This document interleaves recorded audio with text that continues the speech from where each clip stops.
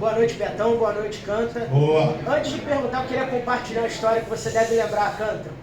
Você me deu um dos melhores momentos, apesar da tristeza, que foi o dia que você me guiou para a despedida do nosso Gilson dentro da Gávea. Queria, apesar desse dia triste, lembrar do que você fez por mim naquele dia e te agradecer. E naquele dia, eu prometi ao Gilson e falei para você, vou cursar jornalismo. E hoje eu estou podendo perguntar para você e ao Betão. 2 perguntas para você. Deixa eu bater palmas para você aqui.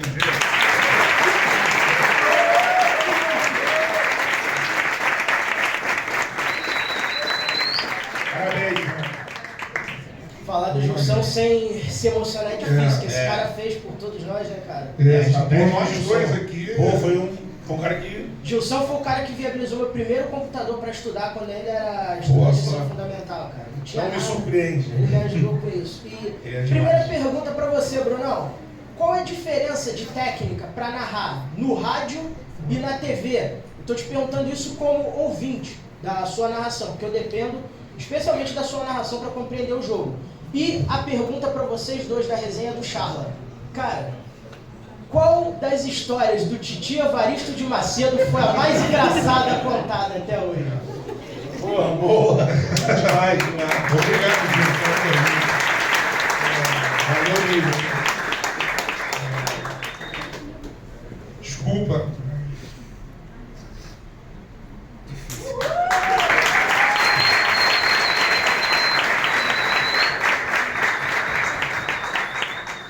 Importante o narrador, né? Narrador de rádio é muito importante, né? Sim. Narração descritiva, né? Descrevendo ali todo um passo a passo do jogo, construindo na cabeça do ouvinte o campo imaginário. Não, primeiro voltar a falar, não sei se a galera mais nova conhece, mas deveria conhecer, ou pesquisar depois. Tem um cara, um especial que passou pela nossa carreira e que o Diego tive a honra de encontrar com o Diego num momento não legal que foi no velório lá do Gilson Ricardo, né? O Gilson Ricardo é um dos maiores comunicadores que o esporte já teve, da história do rádio, e é um cara que me apelidou, eu tenho um apelido de Lango Lango. Todo mundo no rádio foi apelidado pelo Gilson. O cara que me apelidou de Lango Lango e tem uma importância muito grande, tanto na minha carreira, quanto na carreira do Beto. Muito, foi quem me deu a oportunidade de ser comentarista do Bola em Jogo, que é um programa, para quem ouve rádio, né, dominical, na hora do almoço, para quem gosta de futebol, e eu sou dessa galera também, é um programa importante. Para mim foi uma... Nossa, ele que me chamou, falou, eu quero você no programa. E ele me deu muita confiança para comentar. O cara que apostou em mim mesmo, né? Eu, mais jovem, fazia besteira, chegava louco, ia pra noitada direto, e o Gilson sempre falou, cara, você tem talento, cara. E meio que debatia com o Zé Carlos Araújo, que é um monstro, né? Que é o chefe. E o garotinho sempre muito correto, né? Enfim, com toda a razão, né? Sim. Mas o Gilson sempre foi o cara que me defendia, assim, por conta do que ele via de talento em mim, assim. Lango. Que aí é o Gerson falando também. Lango. Que era como ele se referia a mim, assim. Então, uma lembrança muito legal de um cara que tem uma importância vital na minha carreira, assim. Eu costumo dizer que é meu padrinho mesmo no rádio, assim. Um cara que eu tenho uma saudade imensa, virou meu amigo, enfim. Mas é um cara que, além de mim, além do Beto, revelou muita gente. Muito. E é desses caras que a gente precisa no meio que a gente está falando mal, né? Dos chefes do meio. Que o Gilson já deu de oportunidade para a pessoa falar pela primeira vez no ar. Ou dentro da brincadeira que ele fazia, a pessoa seguir ali, né? Se sentir mais à vontade. Se sentir mais à vontade. Então é de emocionar lembrar do Gilson. E Diego, acho que essa questão da narração, assim, cara, é muito legal saber que você me ouve, porque assim, a narração do rádio, ela tem uma importância que eu acho que as pessoas, elas não têm exata noção, né? Que é a importância de você formar imagens, né? Através da palavra. Então, não sei se eu estou dizendo certo, né, Diego? Sim, tá sim. Então, assim, de você ter uma narração que quem me ensinou foi o José Carlos Araújo, né, descritiva, e que tem diversas técnicas para você conseguir formar essa imagem na cabeça de quem não está vendo o jogo. E aí pode ser o Diego, pode ser a galera que está acompanhando no carro, pode ser a galera que está acompanhando em qualquer lugar. Então a narração do rádio, ela tem esse propósito de fazer você entender o jogo né? E muita gente, por exemplo, viraliza os meus gols. Esses momentos durante o jogo não são muito viralizáveis, né? Porque é o normal ali, a bola rolando e tal. Mas, por exemplo, a galera tem uma ideia, o Diego também, saber quando eu estiver fazendo isso, assim, por exemplo. No início, quando eu narrava, eu não variava o tom de voz da defesa para o ataque. Sim. E isso, quando eu vario o tom de voz da defesa para o ataque, eu dou a percepção à pessoa de que a bola está avançando, né? Uhum. E o Zé Carlos Araújo me cobrava muito isso, né? De eu ter uma voz mais grave na defesa e de variar o tom de voz conforme a bola vai avançando no campo. Outra coisa muito importante é posicionar onde está a bola, né?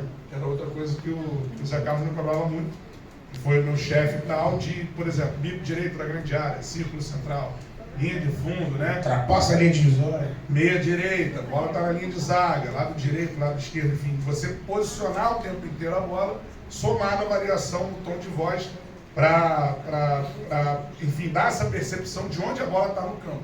Então isso, para quem enxerga, né, é uma coisa que às vezes passa desapercebido, né, mas que é uma coisa que funciona mesmo sem você perceber.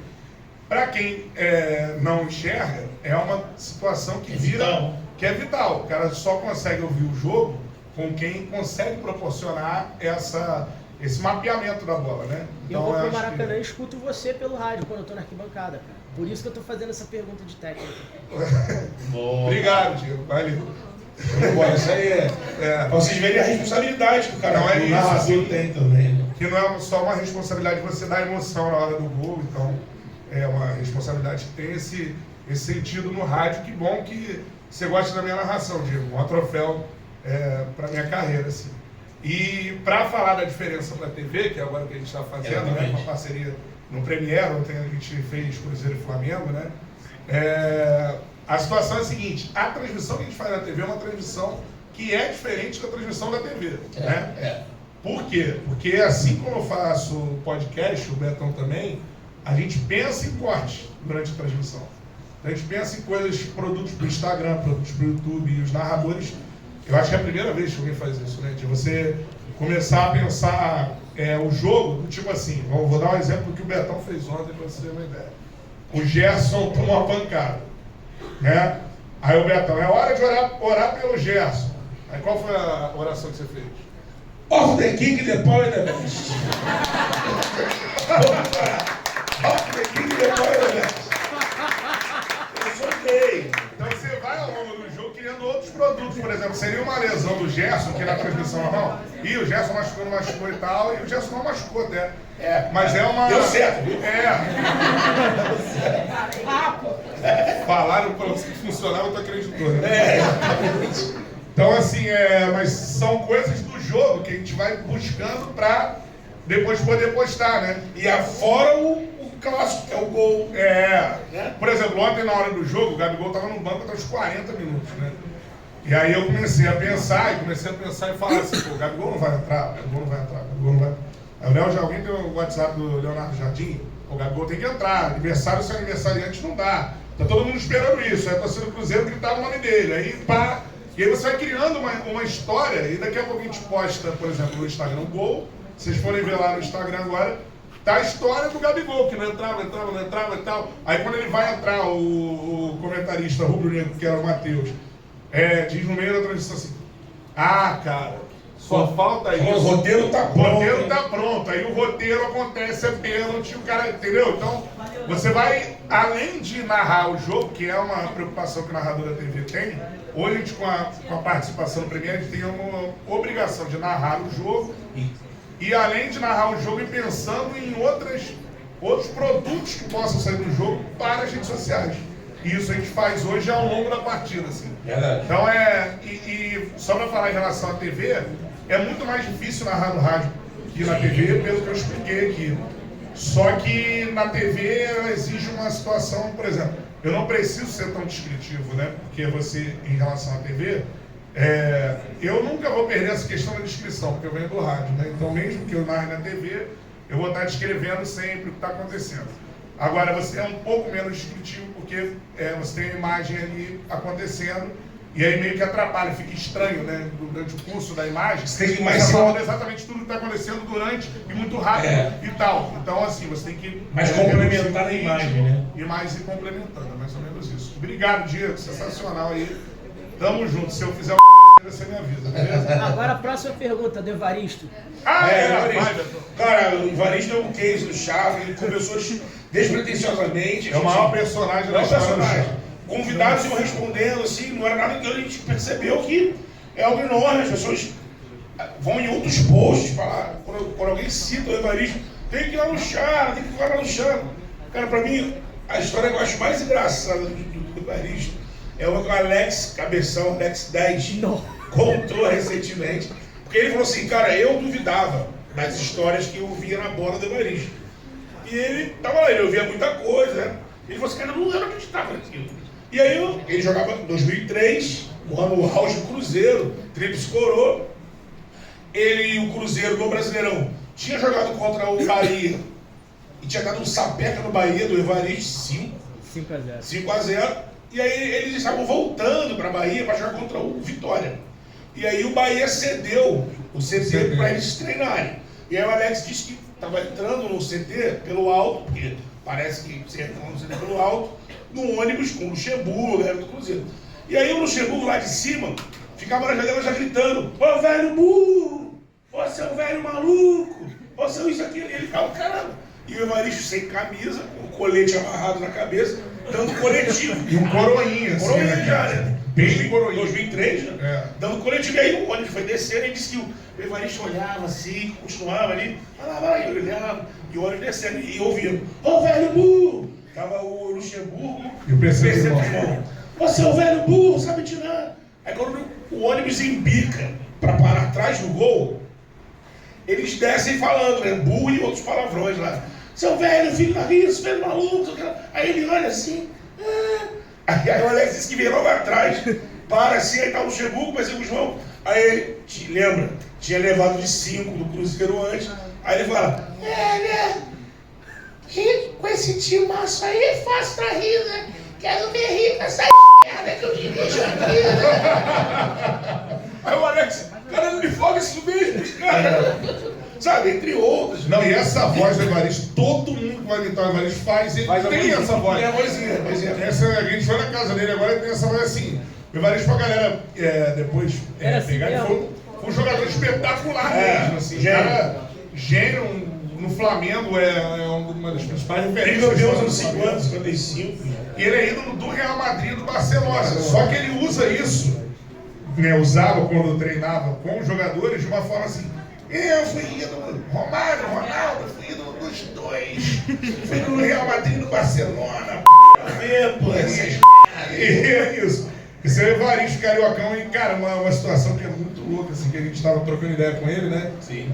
Aí ele falou assim: não, quando eu fui pro Real Madrid e tal, aí contando não sei quem, o Santiago Bernabéu. E aí eu conversei na casa do Santiago Bernabéu, o estádio do Santiago. Cara, ele era vivo. Era o presidente. Era o presidente do Real Madrid na época dele, assim. Mas é uma coisa sensacional. Eu vejo muitas histórias desse sentido. Muito sincero, quando o time era ruim, né? E também achava todo mundo ruim também. Então quem era ruim de verdade, você imagina. Outra muito boa do Evaristo, que ele contaram. O Evaristo agora, já velhinho assim, foi levado para a CBF, lá na CBF Academy, para dar uma moral lá para os treinadores, estão treinando, os jogadores. E aí ele chegou lá, levado, já agora recente, já tinha 90 anos. Aí ele entrou lá, sabe, levantou, aplaudiu, pô, seu Evaristo, que lá. Aí ele olhou assim, né? Porra, tá fazendo curso treinador quando era meu bolinho.